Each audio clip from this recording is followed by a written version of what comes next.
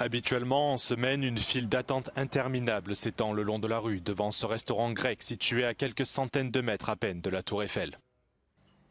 Plus de 15 millions de visiteurs étaient attendus dans la capitale française à l'occasion des Jeux Olympiques. Mais l'afflux annoncé n'a pas eu lieu selon ce restaurateur. Et nous, ça fait un an, on se prépare en fait à recevoir ces touristes qu'on attend depuis un an. Donc on recrute, on refuse des congés, etc. au staff. Et en fait, on s'est rendu compte qu'au mois de juin, juillet, on a une nette baisse de fréquentation allant de moins 30 à moins 60% sur certains jours. Mais on va dire que depuis le début des épreuves, on a quand même une légère hausse comparée aux saisons précédentes qui permettent quand même de lisser un petit peu cette activité. Bien qu'elle soit proche des principaux sites de compétition, les restrictions imposées avant les Jeux ont limité la circulation dans cette zone, rendant l'accès difficile aux touristes et poussant de nombreux Parisiens à fuir la capitale.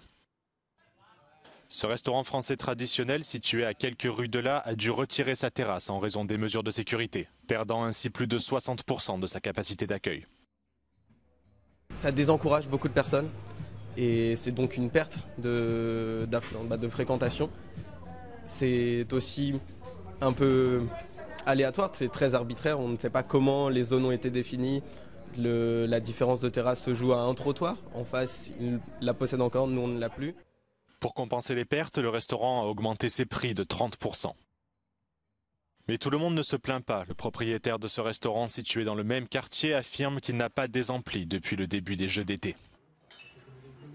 Sur la période en tout cas, depuis l'ouverture des Jeux, par rapport à la même période, il y a une petite hausse de peut-être 20%, peut-être 30% sur certaines journées. Voilà. Après c'est vraiment sur la période des JO. Après précédemment, juin et juillet, il y a une baisse entre 30-40% par rapport à l'année précédente. Voilà. Mais nous en tout cas, la période des Jeux, elle est plutôt positive. Selon une première estimation de l'agence de tourisme de la capitale française, la ville a enregistré une hausse de 20% des visiteurs à la fin du mois de juillet par rapport à 2023. Les Jeux Olympiques de Paris se terminent le dimanche 11 août.